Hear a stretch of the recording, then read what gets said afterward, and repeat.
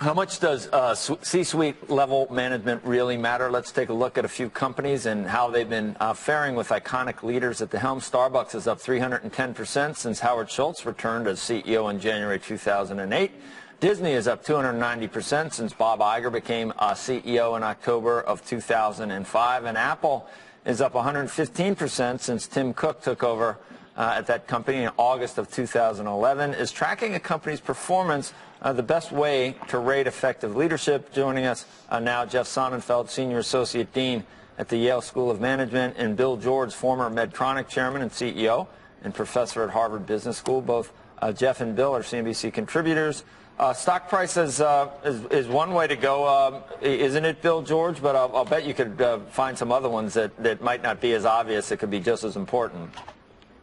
Joe, if you look at the long term, definitely stock prices, but you got to give them a long shot, 5 years. And frankly, if I were an investor, not a trader, if I were an investor, I would invest in the leadership.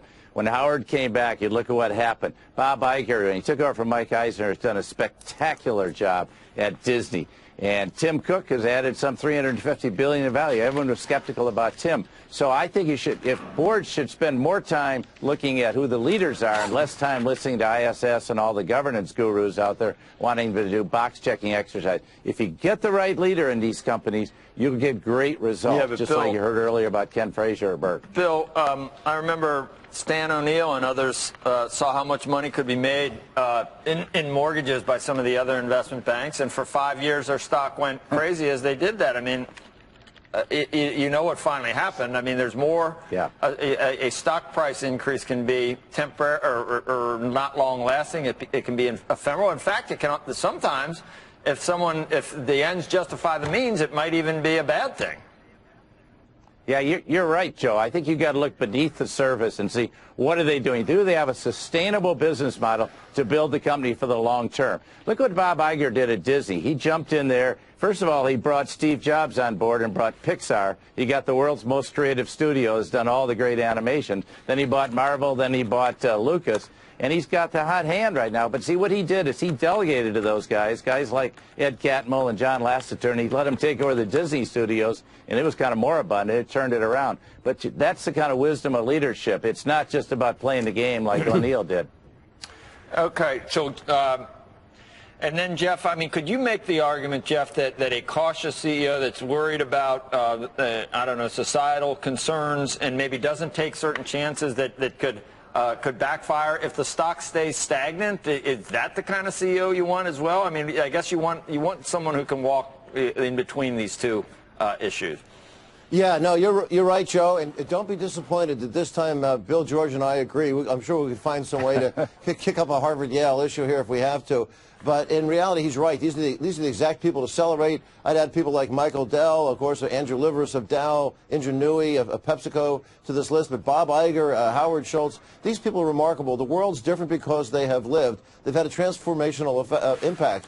But these short-term metrics, and Bill mentioned ISS, to have a 1-year and a 3-year yardstick for judging CEO performance, it's ludicrous. Yeah, stock price is one of several great measures to have, but you want to take a look at it over time. You look at Andrew Liveris, you know, he took the stock from $5 to $50 at Dow, and yet still was being stalked by short-term activists. I think they have a detente there. I'm very happy about that in that case. I think they've worked that through pretty well, but you take a look at Nelson Peltz going after Indra. She dominates her category at PepsiCo. And Michael Eisner, there was an awful lot of skepticism when he took over from Michael Eisner, when Bob Iger took over from Eisner, is wondering if he's going to be just a toady. Of course, he wasn't. The best thing that Michael Eisner did was to criticize and almost trash Bob Iger in his book. It gave him a sense of liberation.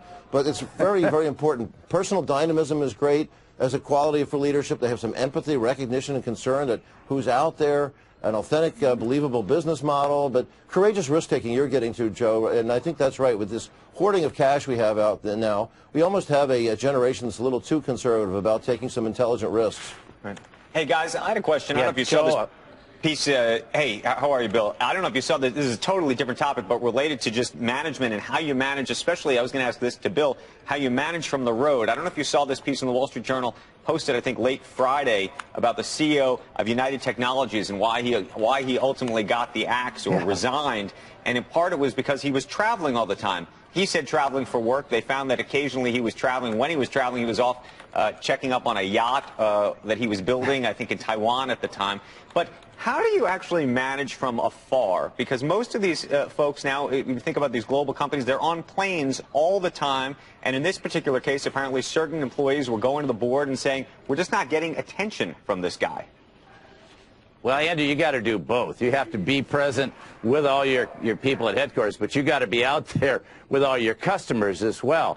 And I think Joe made a very good point, Andrew, if you think about it. Look, you guys just talked about McDonald's. What's happening to McDonald's? They're staying in the old model. They don't know where they are. They need a total revamp, what Howard Schultz did back in 2008 and what Bob Iger did at Disney. You need someone to come in there and change the game. And if you don't do that, I think Mukhtar Khan at Coca-Cola may be getting himself into difficulty. No, that's right. You can't be, and you can't moving forward. And you can't be running it from the padded seat inside your office. No. Unfortunately, this is a job where you have to be out there. These guys are traveling, more than 150, some 200 days a year. Sadly, that's where the key constituents are. We have actually tied this into about 12 to 15% of stock performance over time with these kinds of leadership qualities. Now, it's diminished toward the end of your career. The variables that drive you for the first 7, 8, 9, 10 years are these charismatic qualities. But accessibility, being out there, is absolutely critical. We got to go. And then I wonder, athletes don't necessarily want to be role models. Do these guys need to be, in their personal life, do they need to be role models? I remember the Boeing guy. They found he had an apartment. Yeah, there's some reason. Why Schoenberg stepped down. There was a medical device guy that was dating someone. He had to leave. I mean, does that all play in? Not you, Bill. It was one of our buddies. No, they have to live by the same rules. Go ahead. You're Bill. a public figure. Like it or not, you're a public figure, and you got to be out there setting a role model for all your people and your customers. And if you don't, you're asking for trouble. You can't go out and be looking at some 110-foot boat. No DWIs, no none of that stuff. Dungeons, yes, none of that. No 110-foot boats. Yeah, only Larry Ellison can get away with that. 110-foot boats. I remember the dungeons and the chaps the dungeons, and the boots, right? Yeah, I certainly do. Who can forget? Anyway, Bill, only Ellison gets away with that. Yeah, wherever you go around the world, wherever you look, in a town square, a village somewhere, there's going to be a monument. It's not going to be to an audit committee or even to a board of directors. It's usually some bold-thinking individuals, and that's what really matters here. But guys, in Europe, if you don't have a mistress, can't you be fired for that sometimes? No, never. I'm kidding. That's a joke. That's a joke. I love Europe. Love all of you. Love everybody in the EU. Thank you, Bill. And there is a little bit of a different viewpoint. I mean, look at Berlusconi. Look at him. I mean, they're clamoring for him to come back. Anyway. Thank you, guys. When we